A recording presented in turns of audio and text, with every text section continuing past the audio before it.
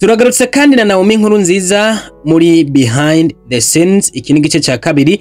Abona kuno munsi yatuzaniye umutumire yitwa Tracy Joy, maze bakayaga kuri ibi na biriya kubibera inyuma y'amarido, na cyane cyane mbega ibintu cyaduheza tukabihuza gute n'ijambo ry'Imana, abantu badufata gute imbere ya kamera nk'akarorero, ariko inyuma ya kamera naho baca bagufata gute, uburi umuntu ameze gute. Ni kimwe mu byo yafatiye ko atanguza iyi podcast, reka ndayite gutyo niho byo byoroshe kugira ngo bikomeze kugenda neza, ariko yamara podcast nizikorwa nkuko, ariko reka ndabihuze muri iyo nzira. Nitwa Fulgence Mika, ndagusohoka nda subscribe, like na comment, maze ariko gukomentinga nigihuza kuba wagize gutya ukumviriza ikiganiro kumva n'ivyavuzwe, hanyuma ugashikiriza icyumviro cyawe tugakomeza kubana neza. Ndakwibutsa ariko ko gusangiza iki kiganiro abantu gashika kure bibari na byiza, na cyane cyane yuko icyifuzo cibi abere kugira ngo abantu bagende bigira kuri ibi na biriya. Reka dukurikire hanyuma uze kugaruka usige comment bivanye n'ibyiza kubageze gute wumvise. Okay. Right. Can you please repeat your question? I didn't pay attention. We could have how they can compare us to like them. Yeah. I was saying, like, being a pastor Stroud, they always try to compare you to your parents. But I was like,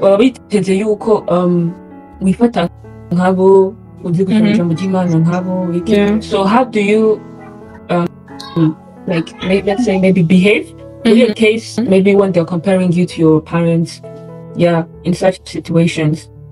Yeah.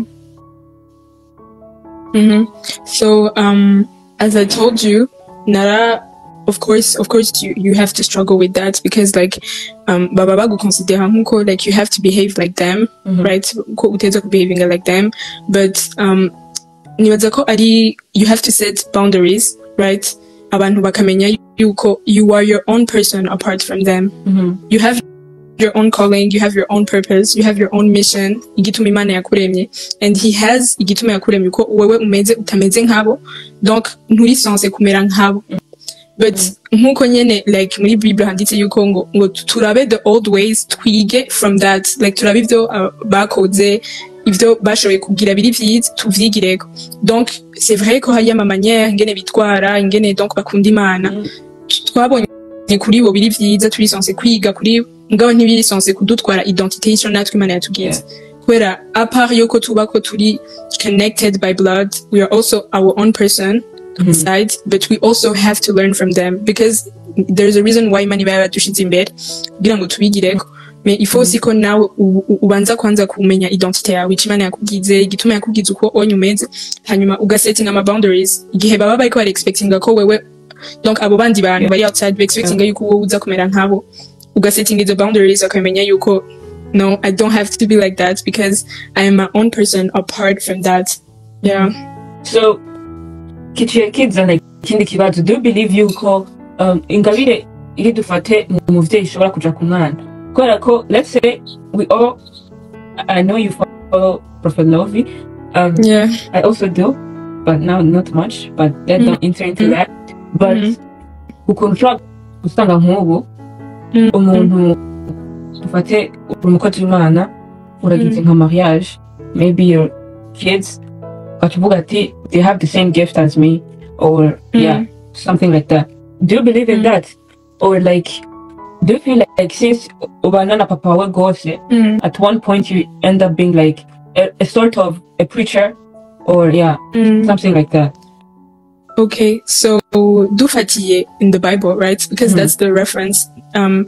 Hari ama famille kera, donc muri in the Bible there was a family donc hari aba sacrificateurs, hari aba worshippers, donc bari those families, and kenshi wasanga uwo umuvyeyi umwana wiwe aciye aba ico kintu kindi, donc bice bikurikirana uko nyene.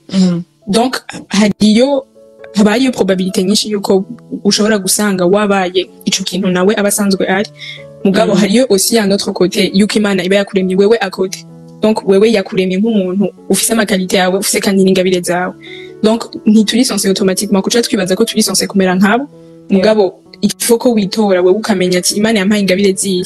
Sinzi ko umaze kubona, donc nk'ubu ubonye ibiti ukabona ukabona bijya bintu byose byo kubaza ivyo bintu bibona iruhande yawe umenya yuko uri umubaji, right?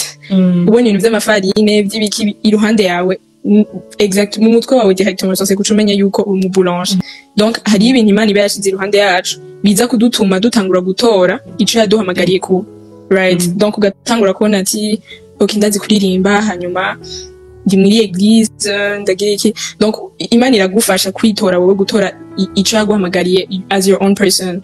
Mugabo des fois aussi il faut ko uraba ingabire ziba zisanzwe ziri nko mu muryango. Hari ingabire usanga ugasanga iyo family ifise ingabire y'ibintu vya music. Hari abantu nzi like uma famille yose bakiri ibintu by'umuziki kuva ku mupapa abana. Donc des fois il faut juste ko utaguma wibaze yuko Imana izokwereka ingabire yawe biciye juste mu bavyeyi bawe canke biciye. Il faut juste kuba open minded ukitegura ko Imana ishaka kubikwereka mu ma ways menshi. Ubu vyumvira kwiki. Bon, kuri ivyo ndavyemera gute nkuko bivuze kubijanye na music. The same way in my family, except my little sister. Now everyone, all of my brothers, they play an instrument. Gusa si vya bintu tuvuga ngo barabikora nyene ahantu habona. Mugabo ni ikintu turimo twese, we love music. Nyene nk'ikintu nyene. It was even in my parents, my dad used to sing, but not nyene ibintu biri professional. Yeah, so at some point nibaza yuko Imana nyimba yadushize abavyeyi imbere. There is a high possibility ko dushobora kumera nkabo kuko nyimba hari ikintu gishobora kubaho mu buryo physique, heredity, we can also have heredity spiritually in a way. Yeah. So I highly believe yuko ibintu bishobora kubaho kubera ko my greatest impact ku giti wanje spiritually yaravuye ku bavyeyi. Exactly. Kugira shikaho ngeze canke numve like the gift I have nuvumengo my parents bara playing uruhara runini mu kugira ngiraho ngire. So I believe yuko, well, I study things niga science related courses majors. So jewe kubera ko kujya kuncuvuga ngo uri umuntu wizera science gose, or you cannot also believe in the Bible. Ariko jewe I try always narabonye yuko nta kuntu uvuga ngo ibintu vya science bishobora gutwara umuntu kure y'Imana. Mbona umengo biri highly connected ku buryo nimba hariho ibintu biri physically, the Bible says yuko ibintu byose bitangura mu buryo bw'impwemu. Rero if there is something physical, that means there is also that thing spiritually. Rero nimba hariho ivyo vya heredity, hakabaho ibintu vy'akaronda, bisigura ko na spiritually birahari kuko byose bihera munsi y'impwemu. So nanje I believe ko twese twahanga ibyo zitandukanye, ariko naho nyene vuga yuko heredity also plays a big part kuko that also brings us kuri generation ya Jesus. Kubera ko uravye the whole generation gushika kuri Jesus harimo ba Dawidi, harimo bande. So you see that everything nyene birakurikirana. So there is something that we're always going to get through our parents spiritually. Kubera ko byose bihera munsi y'impwemu. So I highly believe ko biba mugabo naho nyine hari ikintu personnellement Imana yaraguhamagariwe gukora ku giti wawe. Exactly. So I believe that ko biba nuko benshi batavyemera ko narabonye in this world to get them people like highly judge that thing. It's not possible, like if you have a gift, maybe your spouse to have it and your kids to have it. But I highly believe yuko kirashobora kuba muri mwese. Kubera ko, let's say for example, I compare my family. Well, my mom is a pastor. Well, as we know, my dad was not a pastor. But there was a point he reached that he started preaching more often. And my brothers also, some also like preached, not like in public, but in a like small group. So ukaona nene yuko ivyo bicavyerekana ko sometimes there is a way that it flows in the family. So yeah, I also believe what you said is also true. Kumuntu nyene nawe nyene hari ico Imana iba yaramuhamagariye, but we shouldn't also take for granted our parents' gifts. Kubera ko So you are a singer.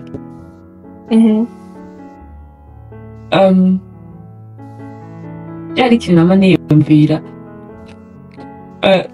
kijanye n'abantu baririmba mu rushengero. Do you have the same routine n'abantu baza mu rushengero canke there is always that special routine ugira nk'umuririmbyi kubera ko ushobora kuza uje kurongora abandi mu buryo bwo kuririmba? So do you have a different kind of like routine for yourself imbere yuko uja imbere y'abantu kuririmba cyangwa ukora ikintu nyene kijanye n'ingabire yawe?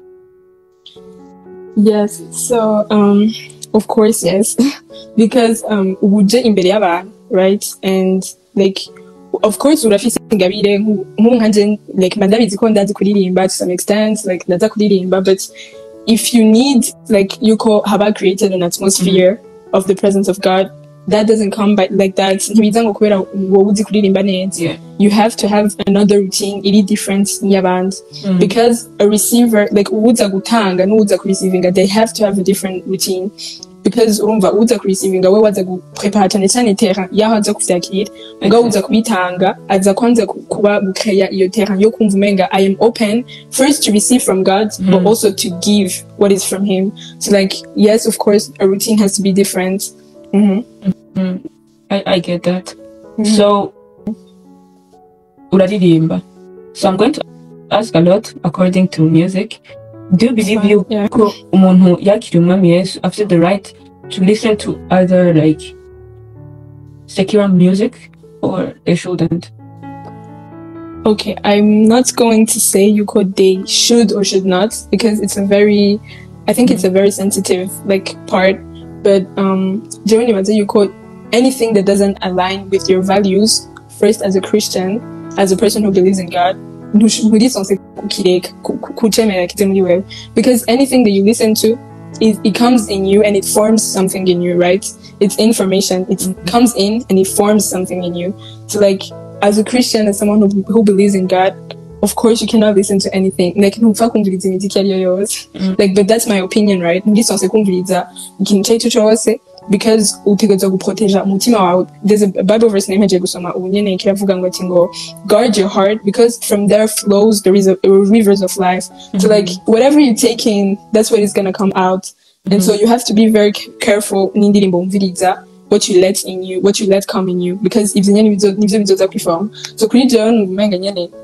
urashobora kumviriza indirimbo zitariko ziravuga forcément ku bintu nyene ngo vy'Imana, mugabo check est-ce que ziriko ziraja against your values, ziriko zipraisinga iki inde urumva. So that's my opinion. What do you think of that?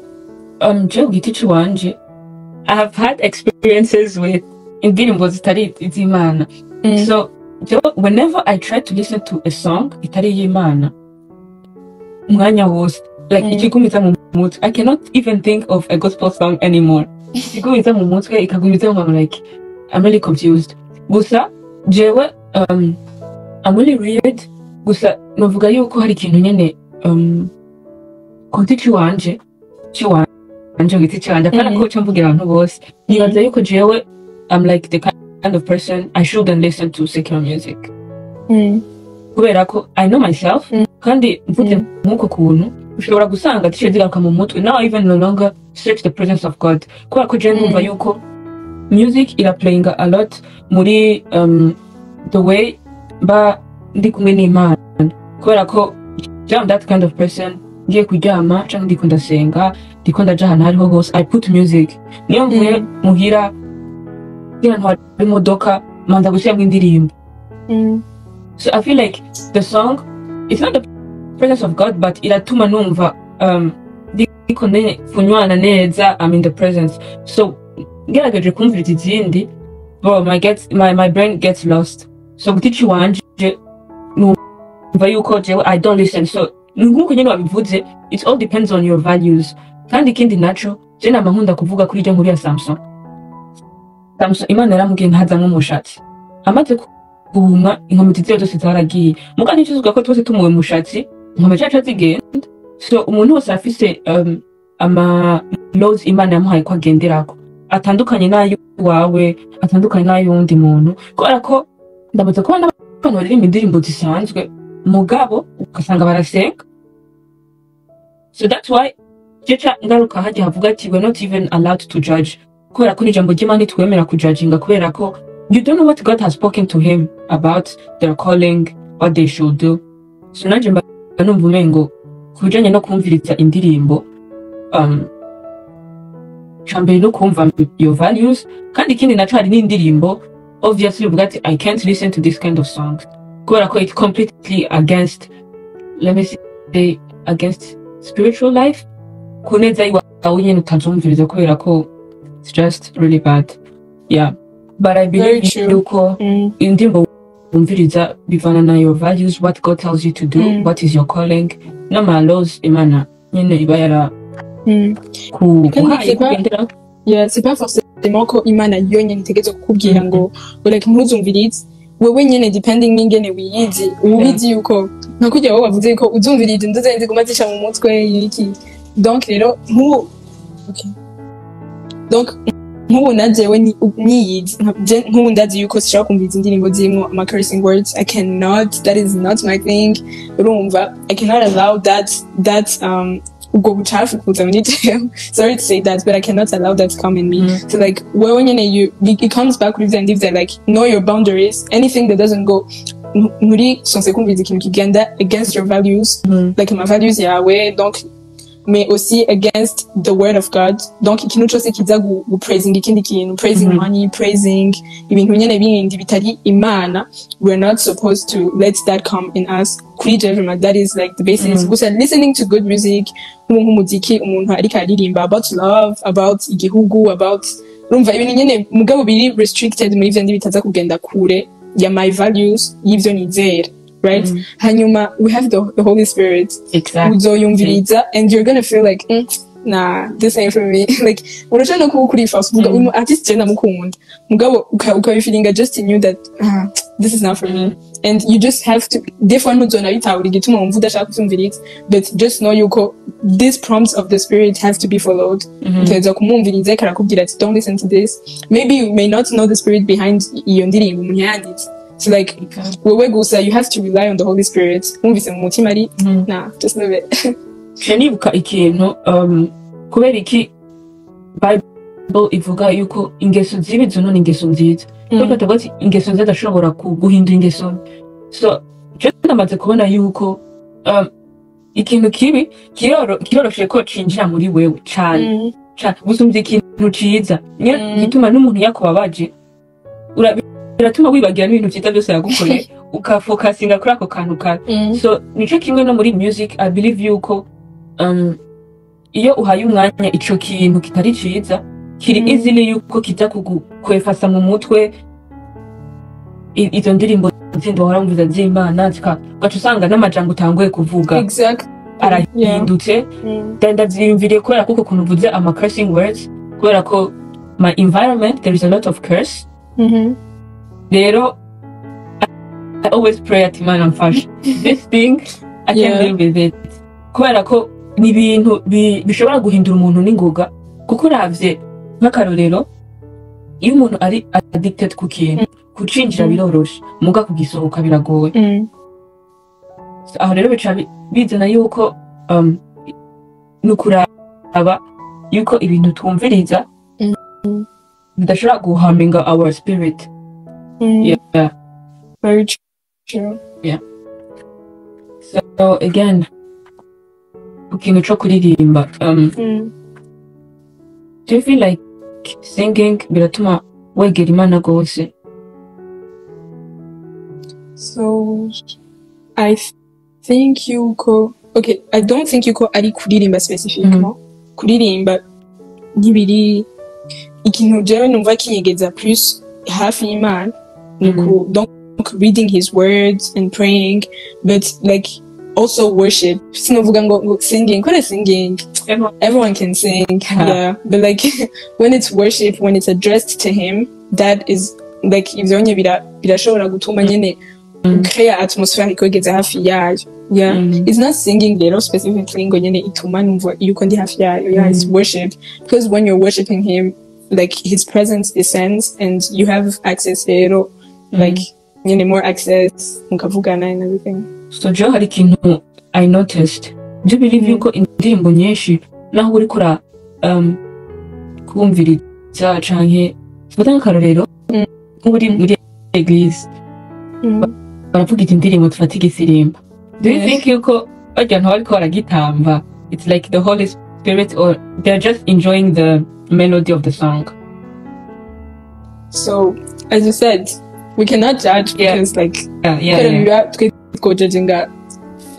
what we want to go, but like I think you connais haba hariyo s'il y a un faux billet, ça veut dire qu'il y a un vrai billet. Donc niba hariyo bariko babitamba just out of emotion, sigura ko hariyo peut-être n'abariko baratamba kandi bariko barakogwako like with the spirit. Impamvu ndabivuze ni kubera ko ndamaze kubona dufate urumvirije indirimbo ufise nice rhythm uratangura kugira umutwe hanyuma ugaheza ugasanga uriko uratamba, so je niyumvira ati maybe kubera ko hari igihe uza wumva nk'umuntu akora ati kweki jewe I never feel the presence of God. Niyumvira nk'uko umengo people are focused on the rhythm akayaga slow ukuntu kagenda ati maybe it affects the way you're not feeling the presence of God. Niyo mpamvu rero naciye mbaza ico kintu, maybe like someone who thinks struggles the idea kubera ko so nibaza ko ubuncenda bitabona neza ico warubagije. So jewe I love to consider that we should not base the fact yuko Imana ihari kubera tubisonde, right? Sindisonse kuvuga ngo Imana irahari canke iri présent kubera ama emotion yanje. C'est vrai harageraho igihe présence Imana ibiri intense, umubiri wawe ukogwako ama emotion wawe akogwako, mugabo Imana ibishaka yuko naho emotion zawe zitaza gukogwako, naho umubiri wawe utaza forcément gukogwako, wobuza kuba ubizi yuko présence yayo irahari. Donc rero c'est vrai ko yo hariya ama mélodie quand même atuma nyene absente ama emotion n'ibiki vyose, mugabo igihe utabisense, when you didn't feel those feelings, it should not mean yuko Imana itari hari, yuko présence yayo itari hari, because his presence should not depend on how we feel, if we feel it or not. Because if he says yuko ngo I am present in the midst, like ngo ho babiri cyangwa batatu bazakoranye nzoba ndahari, ubisonta cyangwa utabisonta yo just kubera bivuze ko izoba ihari, he's gonna be there. So we just believe it. So like we shouldn't base ngo kubera ngo ndiko ndatamba cyane ngo numva umenga birashoboshe zigura kari kihari. No, sometimes he may not be there, but you're just moved by emotions. Sometimes he's gonna be there and you're not gonna feel it, but just know that he is there. Kubera ko icyo navuze ko kandi ko hariho abantu ushobora gusanga nanjye namaze kunshikira ati kweri n'umunsi wanje ntiyari yiryoshye kweri sinzi ikintu cabaye mugabo ndumva umengo hari habuze akantu. Gusa ico kintu uvuze nivyo yuko it doesn't matter if you feel his presence or not, but he's always there. Kandi if you don't feel his presence, then it's your fault. Kubera ko you're supposed to feel his presence. You try your best to feel his presence. Kubera ko I believe yuko twamagariwe kugenda n'ijambo ry'Imana rivuga walk by faith. Rero nibaza yuko it's our job yuko we try to always stay connected with the Holy Spirit as always as possible. So uraririmba mugabo I highly believe yuko it's human nature yuko umuntu aca mu bintu bitandukanye. Life doesn't always go as planned. What always keeps you going and not give up? Well, that's a very broad question. I could answer in many ways, but let me try to think. What keeps me going in life is that even spiritually. What keeps me going is that I know yuko if I still have breath, there is still a chance that there's something that God has wants to do with me, with my life. So that keeps me going. Just knowing that Imana yari yararemye Naomie, Imana yari yararemye uyundi muntu abandi bantu banshi, mugabo icira decide yuko naho abandi bose nabareba nawe ndashaka kukurema, because there is something special about you. So that really keeps me going. Kubanda yanyibuka yuko you are not nturi, as my dad likes to say, nturi inyongera. You are not just umuntu ari an additive just there. You are your own person and I have a plan for you. So that really keeps me going. So c'est vrai ko umuntu aracika intege nyene kubera bro, it's life and turahura n'ibintu byinshi, but nyene kwibuka yuko utari wenyene hari uwakuremye and always going back to him kugira ngo asubire kuguha like inguvu. Even Jesus hari ahantu yashitse aracika intege and then the father acaramurungikira like ngo abamarayika barasubira kumuha inkomezi, right? So like even us as human beings, we should not feel bad yuko tutumva dufite inguvu, no, because he understands that mugabo ashaka ko dureconnaître yuko byaheze jewe ivy'inkomezi zanje and I need your help. So as soon as I go back to him every time, I feel say like new strength, new energy, and that really keeps me going. Yeah. How about you? So Jewe, there is this one thing that always keeps me going. So 2019, maze gukizwa, I had a dream. Ndarota mbona umuntu ariko aranyiruka inyuma. Then if this person wanted to kill me or what? Ndagira ubwoba ngoma niruka bikanga ko mfata, agombye kumfata amusiga. Byose ndagira ubwoba, mbwa I didn't pray. Ndasubira kuryama mbona umuntu aje arambwiye ngo urabona ibintu byose uko yagerageje kugufata ngo nta nakimwe kizo kikugira ngo ndi kumwe nawe. So that's the only thing that keeps me going. Even if even God doesn't exist, so I remember having an encounter with him. So that keeps me going. He said it that nubwo bitogerageza kugira gute, he's with me. He's going to be by my side. So it doesn't matter the situation. I believe because he told it to me. It's not like a person came to me and said, no, this. No, he came to me. So that's the thing that 100% keeps me going. But also, I think the word of God keeps me going. It's life. The Bible tells you that everything ukizwa nibisigura yuko nothing is going to happen to you. Ahubwo ukijijwe niho biza gusomba. So I always remember that word. Riri muri Luke chapter 6 verse 46 to 49. The theme is build your house on the rock. Building on the rock doesn't mean that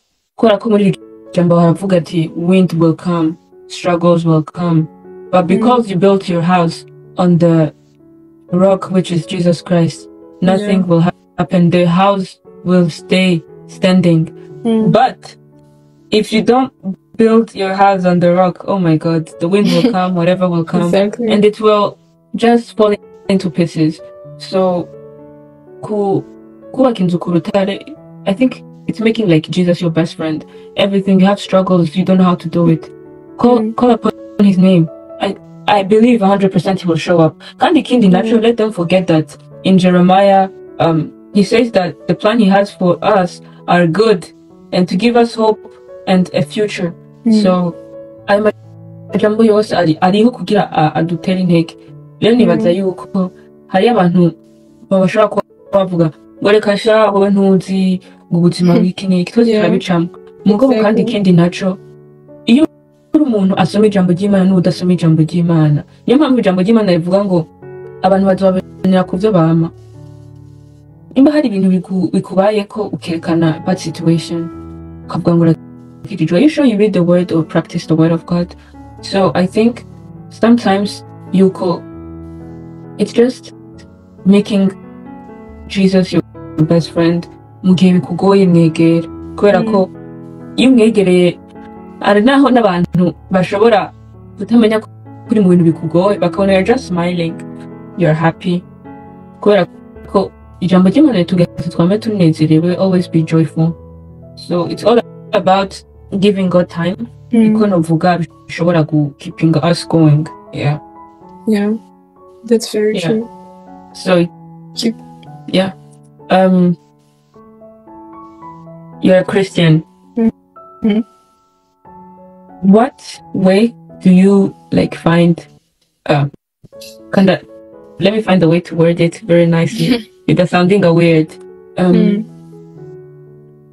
Urakijijwe, you want inzira yacu niyo yuko umunsi ukwiye ugeze tuzobona Imana tukaja muri bwa bwami. So in this life turahura n'abantu batandukanye, harimo beza na babi, mugabo yuko mu buzima umuntu nyine akenera aba friends. Rero how do you choose the right friends? Change, how do you know that it's okay to keep going with this friend? Uyu nawe Imana yamugeneye for a specific season. Ataki kibi kibaye nga separatinga cyangwa ati this person really is from God.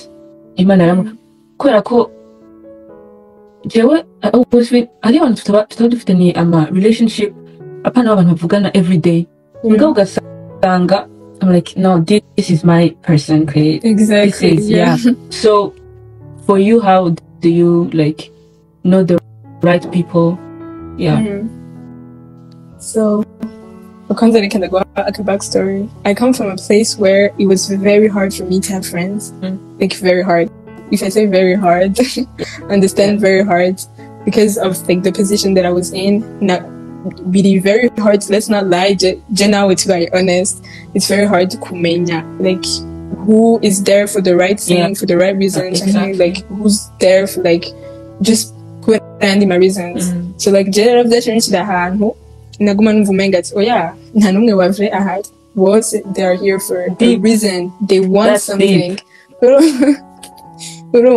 And they don't mugabo urumva because we are human beings and God created us kuba abantu ba interacting n'abandi bantu kandi bafite abagenzi bari relational nacangira ikibazo kurumva nacanguma nsanga ndahandi ndi kuri God umenga umwanya wose abantu bose zakunda ndabashaka ikintu so like rero ndagira ahantu bitangura kuba nabi etc ndafata umwanya and I prayed ndavuga man urabizi ko bigoye ko genre ushobora kumenya ngo who's here for what kandi like I'm not gonna lie to you nanje weje imejumya genre yo haje abantu kunya proche sinashaka no kubamenya navuga I know you want this so I prayed and I was like God give me friends. I need friends.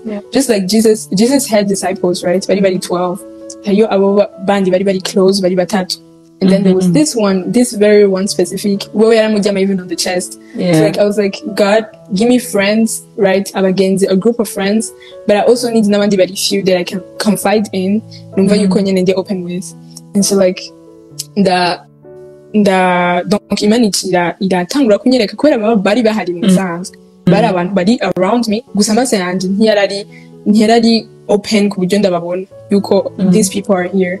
And like during the first tip to like finding friends, real genuine friends, it's to pray about it. Like imani that's the kind of people that you need in your life more than you even know. And kubisengera, but also kwishira mu mutwe ukabimenya yuko some people are going to be seasonal. They're going to be there for a season and some others are going to stay there for a longer period of time. Like ukagumanya mindset yuko hari abantu bazoza mu buzima bwawe baje just one season n'abandi bazogumana. So like first pray about it, ukagumanya mindset yuko like abantu bose baza kuza mu buzima bwanje bari sonse kuhaguma kandi si bose bari sonse kuhava. Donc bose bagenda. Hanyuma ikindi kintu yo ndacyagiye kene ko ndacyumbuye ikindi kintu niko ma sœur ikindi kintu nuko fana kumvuga ko hari abari seasonal n'ibiki byose. Yes, you don't have to be in a kugira abo bantu bari genuine uzoguma mu buzima bwawe fo ku checkinga ko atari wewe wamuri kura pouring into them and that you're also receiving from them, because that's an issue. It's a very big issue for me it was a very big issue. Namani sangumenga like ndahantu uko je umenga ndiko pouring mugabo I am not receiving and that leaves you dry. Tusanga nyine umenga like you're empty. So ifoko uwo muntu abaje mu buzima bwawe urabati okay ni jewe namandi ko ndamuba hafi ni jewe namari gusa canke na jewe donc it's the biraza gutya donc ni mu ways abiri canke it's only one way. Hanyuma ukaba categories hari abazoza mu buzima bwawe baje ku receiving gusa kandi si bibi mugabo ucumenya ko uba plaza muri babandi ba friend group, right? A group hama ugacura bati okay uyu unye ara pouring into me gusa uyu onye nawe acaja muri babandi bandi bari more close. Mugabo rero hakaba hariyo nabandi like it's you and them, like it's going both ways. Abo rero nibo baba nibaza ko baba bari very close because like you pour into them and undi musi nabo bazo pouring into you. It's not the other way goes. Like I think that's one tip to like finding friends. No kuno tisinga aho ushira like abadi in the big crowd, like your gang moves so hot, you go with them. If you're going with program and everything, there are abandi few like ubuzi yuko uyu muntu nini vamerewe nabi, I will go to them directly, but akaba ari n'abandi uzi yuko like uyunya niyo agiye kuravuga ati naho tuba turavugana every time, I know yuko ninamuhamagara mfise ikibazo azokiresolving nanje niyampamagara ça sera la même chose, donc abo baba bari close. So like that's what I think too. What do you think? I know now wait was very hard. I know it's crazy. So Jerry, first let me say well, people call me a big introvert. I don't know why. Same. But very introvert. I know myself. And home. It's even barely to know my friends. Gusa hari ikintu nize ku kintu kijanye na friendship. So the way I know friendship nuko each relationship hategerezwa kuba mu friendship, kubera ko hariyo abantu bafite dufate nk'akarero abavyeyi mugabo badashobora kuvuga ati these are not even, bashaka kumva bari ashamed yo kuhamagara aba parents. So no kugira aba parent haba harimo friendship. Friendship kuburyo uvuga ati mom, I need this, I need your prayers, I'm passing through this. You don't have those kind of stuff. N'aba siblings konyene abategerezwa kuba hariho friendship, not just by blood gusa. Friendship ni wa undi nyene uravyumva friendship rayon. Yeah. So ari nene n'abandi nyene nkuko ijambo rivuga bakuvugira kubera nk'abo muvukana mutari related by blood. Gusa rero jewe I struggled with I was in a certain period nigeze gusenga man, I want friends, I want friends. Kind of really like a whole fun of saying 100 and something numbers of people I talk to. So then I heard the voice of God like telling me, people are there, but you are trying to find other people. I wanna go barahat. Usikendi nacho. Hariho n'abandi they're even taking the place of God mu buzima bwanje. Kubera ko I remember sometimes before aho navuga ngo I need friends, ngeze mu kibazo nari mpuze mugana bwati I want someone to talk to, shaka kuvugana n'umuntu. But then I never went to God first guprayinga amatima nafasha.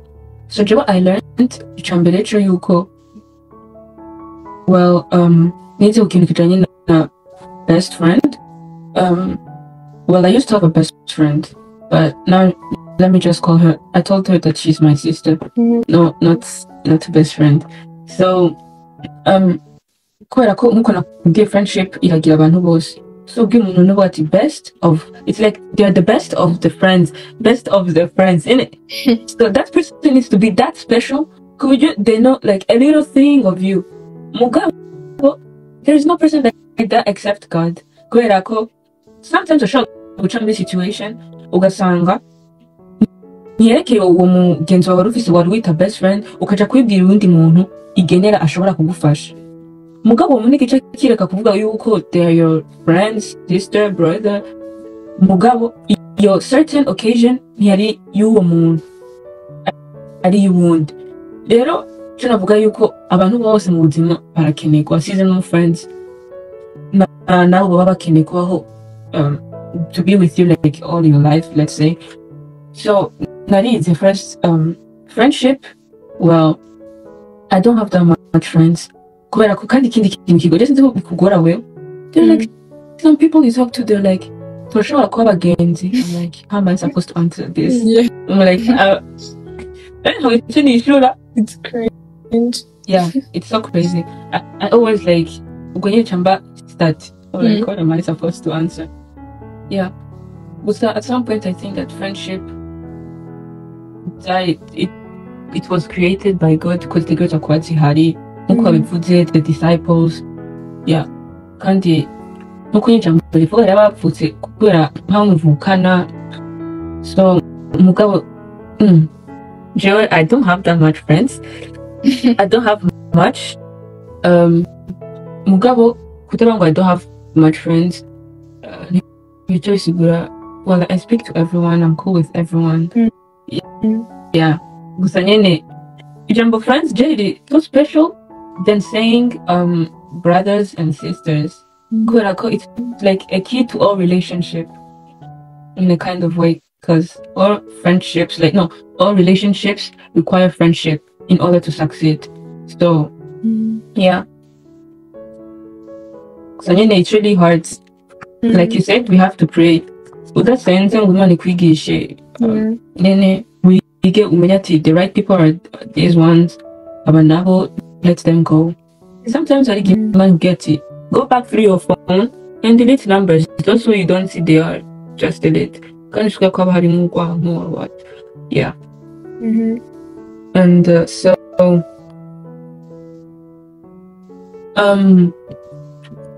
as a woman of God, like okay. I'm finding. Okay. You are a woman of God. You have dreams to achieve.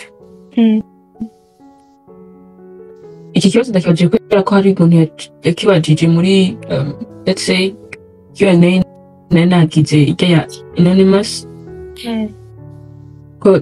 They don't see a way like to achieve their dreams. I know you have a lot of goals, but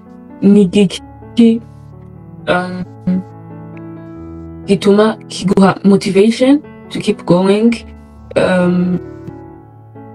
to achieve your dreams. So well, what motivates me first is to know exactly what that dream is, right? What is it? Kubera ko urumva kenshi turakunda kuvuga ngo I have a dream, this, gusa really specific, like what do you actually see yourself doing? What is this thing? What is your end goal?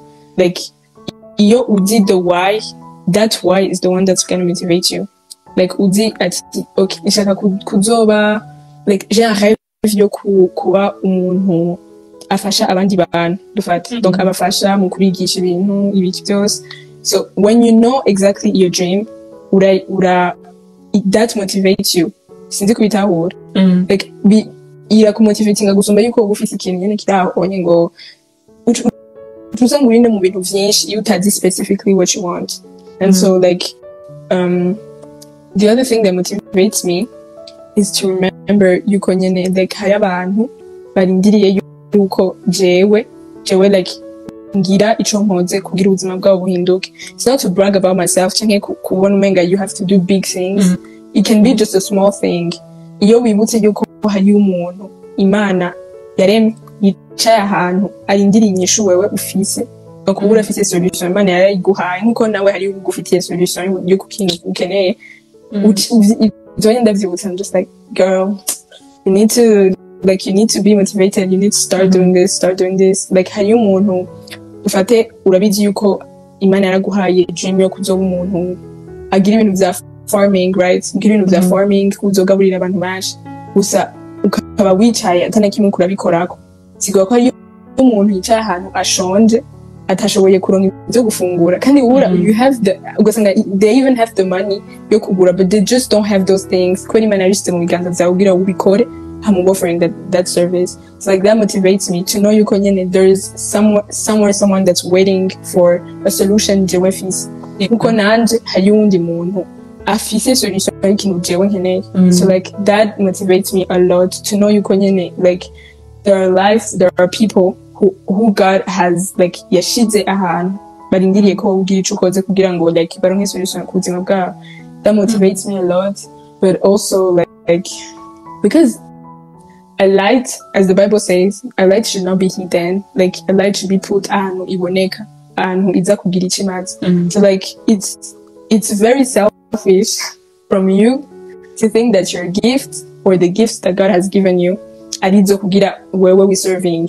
Canke ukurareka kuzikoresha kubera wumva. Do you understand how selfish that is? Like we so selfish ku buryo ngumenga je ndafise ubwoba urankiye ko undi muraza ku benefitinga from that gift that God has given you. It's like that motivates me. I'm like, girl, are you gonna be selfish to that point? Uza kwima umuntu a breakthrough kubera wewe wumva ubwoba, canke kubera wewe wumva utabishaka, canke kubera ushaka kuba lazy, alors que Imana yaguhaye potentiel ibintu vyose yashize muri wowe kugira uzofashe uwo wundi muntu. ugakura bijyanye kwera mu bwoba. That's so selfish, Tracy. It's like it's very important nyene kumva yuko my girl, wake up, be motivated. And motivation sometimes it comes, sometimes it goes, but you have to be disciplined. It's this thing that's on there on Instagram. Motivation iraza again, but discipline stays. Like discipline, like you stick on that thing while we have to give. So like I think we should move from a place where motivated goes to sticking on something, to be disciplined, because we know our goal and we know like what God has given us as a dream and get good reasons of achieving. I don't know if I answered your question. Yeah, you did. Okay. You did. You are a woman, as I am also a woman, and let's say that this age gap, Mambe is generation of ours, is really hard. Well, I don't want to enter into really personal, but oh my God, each generation is passing through a lot of stuff. First, let's say in relationship where like people are dating for just dating. So what's your biggest advice? Could he start in like people who are not like quite understanding what is the meaning of relationship? Yeah, because I meaning like not relationship, friendship, like romantic relationship. Yeah, okay. Exactly. Yeah. So it's my opinion, right? Exactly. It's my opinion. Of course. But I believe like you should not date just for dating. Like it doesn't make sense with for who say like you just date just for dating like that because you feel the need to do that. No, because that is something that we something who dating in a relationship with the goal of getting married, right? So like that is how I see it. I don't think you go like there is a reason you're to manage a relationship atari you to get a marriage and to have a family. Like we don't have that much time to have fun in this life. We're deciding that just like, oh, I'm just gonna go in this relationship and like the end goal is not to get married. So, like that is my opinion. Like because I see you like these days they go in relationships because they need reassurance. Reassuring that you call like you're the best, you're like ugiye kuraba neza deeply the roots of the problem. It's not that they need someone, it's that they need to first, they have an identity crisis. Like ntibaza baribo sanga nyene ntuzuriwe wewe nyene ntiwiyemera kandi ntiwi-respectinga kandi ntiwi-affirminga ku buryo wumva yuko you need someone else to come kugira ngo afilling that void. It's like before you go in a relationship, understand who you are and what you need in that relationship, right? Don't just go in it like that because it's a trendy thing now. That is, we don't have time to waste. We have goals, guys. We have goals. Exactly. And like go in a relationship with God, and this is something I'm planning to, like, this is what I'm gonna get from this relationship, and I need, the end goal is marriage. Yeah. Like, let's not be playing this is not time for games. Yeah. We need to like be serious about it, and like first kumenya uriwe wenyene, kumenya ati nduyu muntu. And also there's this thing my health. My dad always likes to say, you are not a half, you are a full person. So if you go in a relationship believing you're a half going to be filled, so you need to first find yourself fully, know who you are, who God has made you, and then go in a relationship. Not looking for someone to feel you, but again, that will do you and that person is gonna help you muzeu dashobora mugabo ikintu cha identité chicu uri kita dependa n'uwo muntu. But yeah, that's what I think. Yeah. Before you answer this comment, nagomba kuvuga, last time muri live naravuze kuri Ijambo ry'Imana riri muri Revelation chapter 22, the last chapter, kuri verse 13. Bivuga yuko ndi Alpha na Omega, itanguriro n'iherezo iryo jambo. ndavuga yuko Imana yavuze ko iyo tanguriro n'iherezo mugabo hariho phase iri hagati y'itanguriro n'iherezo iyo ni Imana yaduhaye ko ububasha to make good decisions. So your period Imana iraguha like the will to do the right choice. Mugabo wewe nta choice ufise yo kubaho canke yo gupfa. Mugabo in between Imana iraguhaye ubwenge bwo kugira good decisions kumenya ati iki nico iki sico. Sometimes we have to learn kandi ikindi naco gukoresha ubwenge. So I always look where the world is going. Tugezaho, let's say maybe 50%, if not beyond, people have master degrees. And Jewana manimvira, like if someone is planning to get married, are you sure that whatever you want to reach on in the future, you're going to reach it if you get married? Well, I'm not married, but maybe I know that people who are married are busy than those who are single because they have a lot of stuff to take care of. Mugamba numva jemu nk'akarorero jo ikintu nishije muri mindset iwanje nuko jo I have to work hard kugira ngo kubera ko we all know that ibintu turiko turakora canke izavye bacu ariko barakora nimba bariko bararondera uko babaho bo hanini ivyo barondera si kubera bwo nyene ubwabo mugabo it's for their future abana babo iki that stuff. So rero jina yishize mu mutwe yuko okay dating igihe kwigeze kizuba cageze but now it's not time for that. Ukamenya ati okay I have to do what God has called me to do. Kubera ko I've seen that many people in our generation asanga well sinikunda besha like if they go into it they can't even focus on their own lives. And without lying, like most of the our generation, they get depressed for only dating. And I'm like, what's going on? So mugabe ikintu gihari nukumenya ko God gave you power and values. Mugidatahura values zawe niho uzosanga ikintu cyose kije ni so first you have to understand your values. Ukamenya kandi ikindi naco ati whatever just chabizana na where you want to be in the future, like your goals. Mugihe ubona what you're doing is not aligning with your goals, kubera ko let's say that goal y'umuntu is the first goal is not to get married. No, the first goal is to accomplish God's will, which is to change the world into his disciples. Rero I don't think it's something chagikwiye kudutwara umwanya mugabo. Let's try our best. Kwanza kumenya ico Imana iduhamagarira. God gave us power to make right decisions. Mugabo ntitwibagire yuko our flesh sometimes is too harsh on us, but our goal is to defeat our flesh. Kuko ijambo ry'Imana rirabivuga ico umutima wanje ushaka gukora sico ukora kubera ko of the flesh. So I think as you said, I agree with you.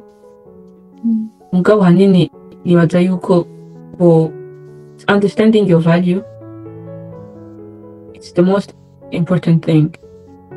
What is the age of dating and which of the of dating you can start dating?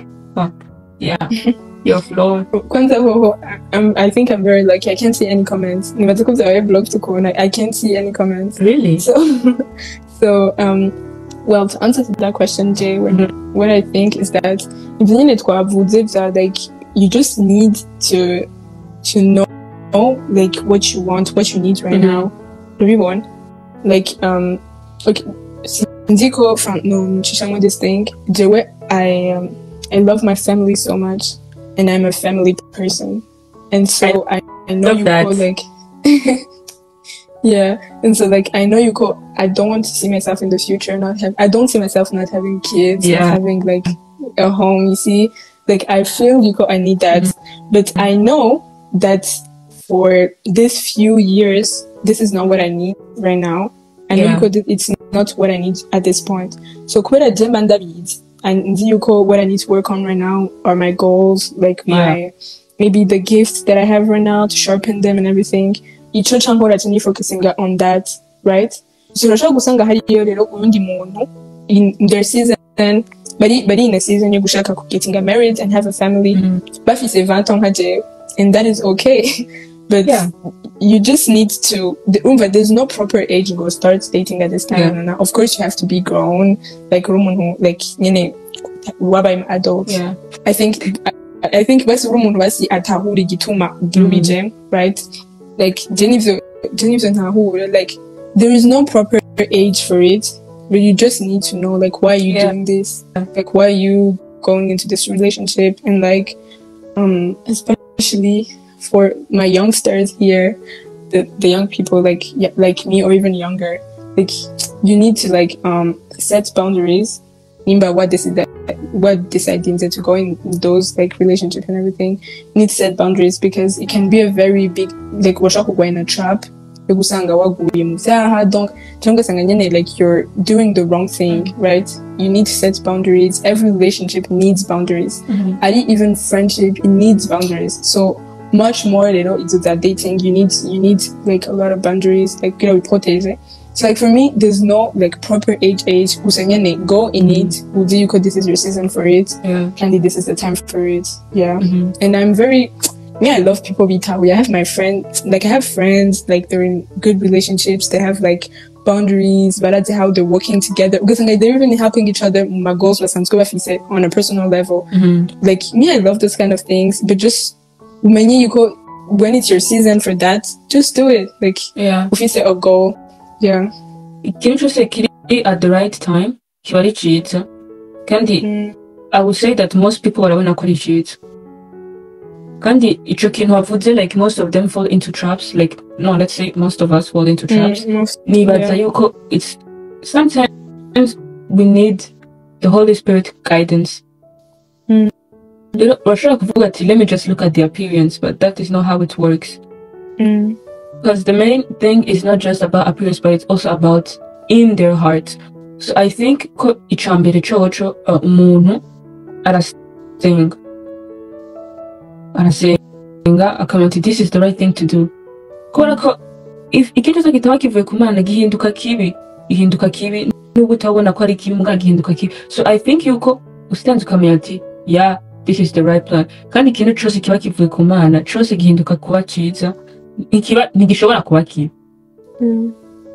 So icyo kintu mvuze nico yuko there is no right age 100%, ariko ikintu cyose kiba kivuye ku Mana the right time, witahuye ukamenya your calling, ukamenya ati Imana ibivuga kwiki. I believe yuko yatawe ikagenda neza. Hari ikindi kibazo umuntu yabajije ati why when you're studying. Oh my god. Okay, this question is complicated to read. Why, when you're studying a hard doctorate degree, ladies are feared to date men who are educated? I think maybe yashatse kuvuga iyo uri umuhungu ufite doctora, aba ladies baratinya to date them who are very educated. I think I have to not just give an answer, like just giving an answer because like to agree live. I'm gonna be honest, I don't have an answer for that because I have no experience in that. But I think I don't know. I really don't know. Maybe if you have an answer, you can answer. I'm too young to answer that. I've never dated someone who has that degree or what, so I have no idea. I'm trying for that. Maybe ask that when I'm married. I'll see if I can answer it. So those are the questions. I don't know if you have any questions. I see. Okay, when I've seen you do my live cams, right? Like tutaratangura, like nibaza ko tarunanze je nakubona ubwira my life. And like So it has made me wonder a lot of times, like what makes you do that? Like what pushed you to put yourself out there? Because I know it's hard. It's very hard. Like kubera uri live umuntu ashobora kubwira icyo ashaka cyose kandi like this is like we're really online, anyone can just say anything and everything. It's like what pushed you to feel the need you need to start doing this, and also the need you need to share your platform with other people, like for example in your life, like what made you start this? Okay, first you first have to understand your calling well. I'm hearing myself again. I don't know what happened. Oh, okay. Let me. As you speak, they can change my mic. I think. Okay. So, first, it's a calling. First, I want to take a gukora. I don't remember myself starting this. Now I'm so I felt like it was the right thing to do. So, kuno byatanguye, the same, like almost same moment natanguye kugira the thing yo gufasha. So I was just praying. Then I read, after praying, I opened the Bible and I landed on the word in Isaiah chapter 60, verse 1. Yeah. Rero numva ikintu mengo kira boosting my spiritual energy ukuntu. Then igituma rero navuga nagize ama live at maybe let's say a young age, kandi natural. Sometimes you have to encourage each other. Undi mwe kumvumengo what you have wokibwira umuntu utazi. So jeni mpamvu usanga ndina open mu gihe shobora kugira ama Q&A kora mbazi barabaza ama questions kwa sometimes you feel maybe open kubaza ikintu umuntu mutazinanye akagufasha. Kandi ikindi natural, we are called to make all the nations into God's disciple. Rero novuga yuko kandi ikindi natural iyo ari ingabire yawe Imana yaguhaye, nubwo you try to escape however you want, you can't. I tried many ways. I was like, I'm too young. No, I can't do it. But I had never had peace like doing this stuff. Mumva yuko ivyo nabayemwo nubwo ushobora someone mwibabaje undi mwanya biryoshe mwavuga ati let me share it with people. Kandi je ntagikoze for real, ndumva nyene mbuza amahoro. Kandi icyo wahamagariwe n'Imana, Imana bihera ana hagiye naho utawuhashaka bihera uhagiye. So navuga yuko icyambere it's a calling. If God has called you to do something, even if you try to escape, you are going to end up doing it. Kandi ikindi naco narize kumvira ijwi ry'Imana, ko kumvira biruta je numva ngo biruta amafeza n'amazahabu, kubera ko kumvira ijwi ry'Imana rikugurura imiryango. Nimba wumviye ijwi ry'Imana, ivyari bikunanije urayibwira ikagufasha, kuko yumviye niho bandanya ku building a good relationship with him. I believe yuko iyo Imana ikubwiye ikintu ntugikore, niho icyo usanga you are passing through ibintu wowe ubwawe utari kurabona, canke relationship yawe n'Imana iguma igabanuka uko bukeye ko bwije. Mugabo twebwe duhamagara kwikorera imisaraba yacu uko bukeye ko bwije, kugira ngo Imana idukoreshe icyo dutegerezwa gukora yaduhamagariye. So jewe narize gukora ikintu cyose Imana imbwira gukora. Hari igihe ego bingora batoya mana vrema sarish kino kintu wa mugabo nase kugikora ashobora no kurara nicaye icyo kiko kiranzunguruka mu mutwe.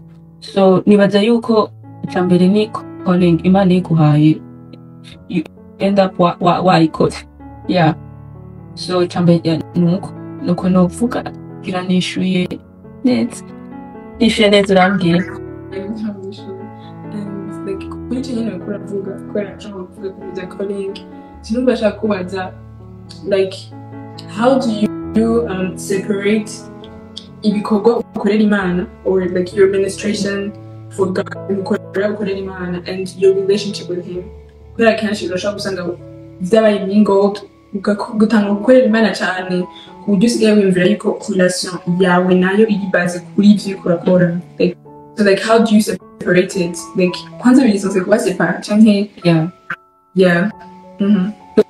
So jewe ikintu misi yose namye nibwira nuko icyo Imana mpamagariye gukora kwanza ico wavuze ubwa kabiri kare mperako yuko ntivyari birisanse gutuma ari vyo relationship yawe n'Imana ijyaho kubera yaguhamagariye gukora ikintu runaka. Jewe namanisha mu mutwe nuko iyi place ndimo irashobora kuba iri mu yundi muntu ishaka Imana ashaka kwesha jewe ngakoresha undi muntu bisigura yuko nimba relationship yanje n'Imana itari kiragenza neza ibi bikorwa ndiko ndakora mpamagariye yashobora kukinya kigagihuye undi muntu.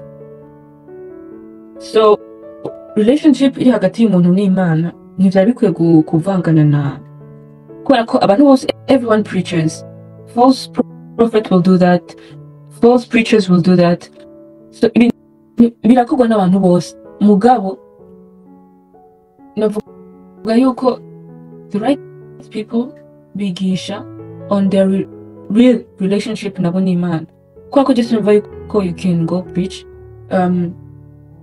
kintu kitari based umana wabonye. So banumva yuko ego araho binywana tufate nk'ubunye ari ushobora gusanga umukozi w'Imana ko gendaza umuntu it's a story numvise siyo nabonye live yariko yabuze ikintu ariko arategura ijambo ry'Imana buri kintu avuga haragira rero ko ashika imbere ashitse imbere what he did was just stay ubuzima yaciyemo gushika hageze mu buryo bw'impwemu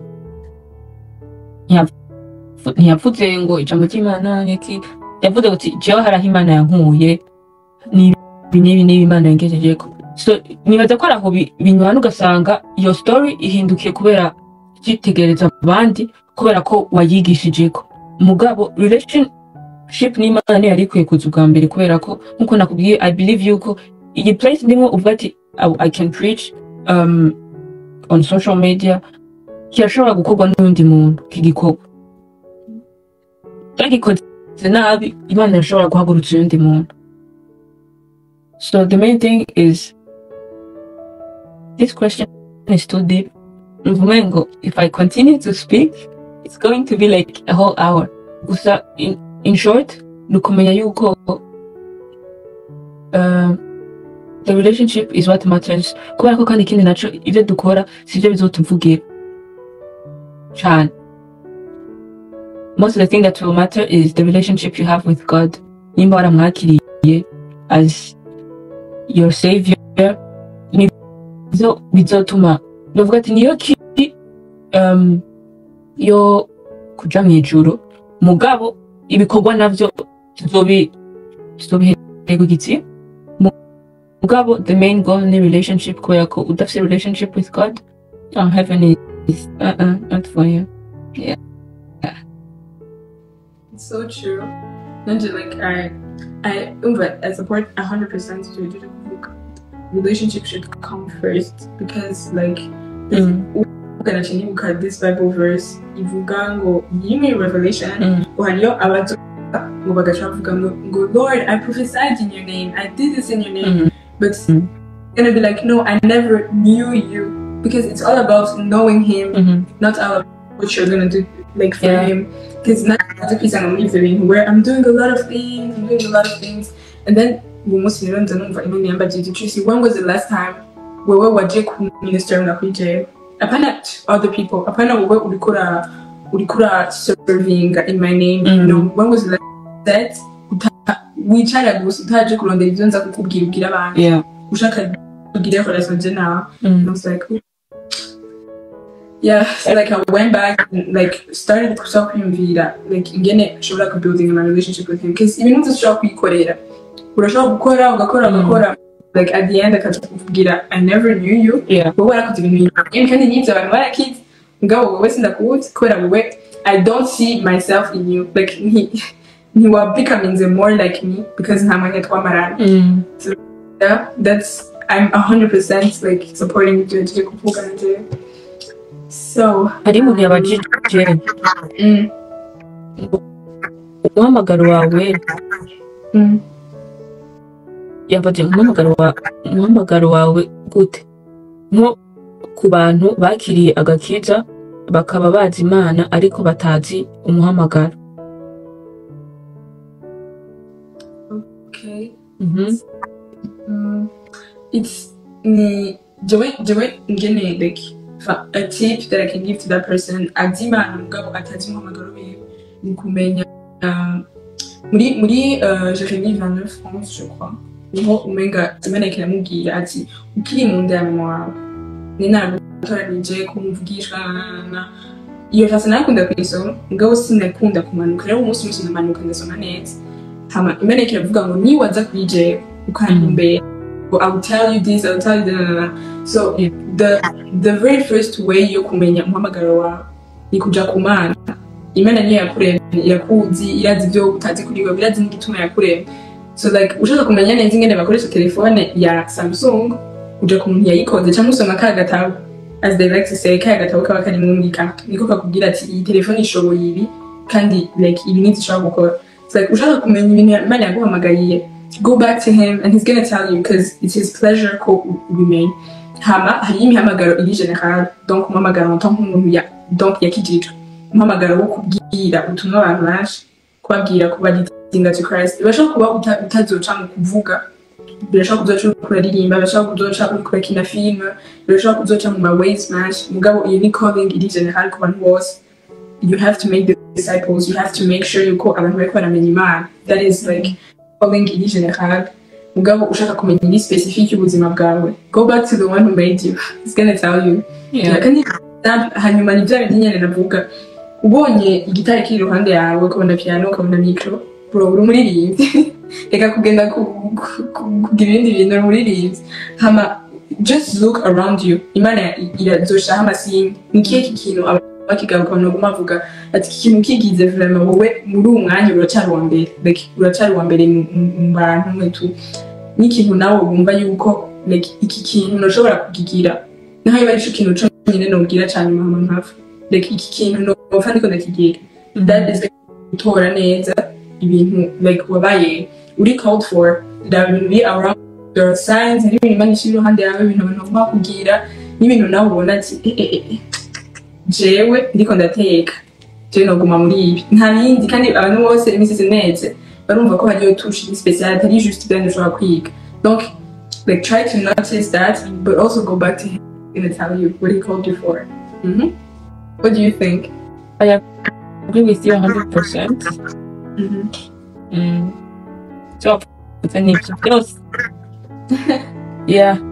Yes nuko nimba koko wumvirije kino kiganiro cyose ukakimara wobe wakuyemwe ikini zihe nyigisho wumvise wasigaranye siga commentaire yawe ngaho muri comment section hanyuma utubwire nibyo wipfuza ko vuba tuza turakuzanira kugira ngo dukomeze kubana neza mu nkuru n'amakuru ndetse twiga tunamenya uko dukomeza kubana n'abantu mu buzima busanzwe. Ubuzima busanzwe ndagusabe yuko bujya kugira ngo ubemwo neza bigusaba gusenga ugakora ukabana neza n'abandi bantu ibisigaye bikagenda amahoro. Wakoze ndagushimire. Nitwa Fulgence Mika ariko kandi wewe udukurikiye hari byo ukeneye gushikana kure hari byo ukeneye kwamamaza twandikire kuri 69 amajana 241 amajana 43 69 241 403 hanyuma dukomeze n'ibindi bikogwa.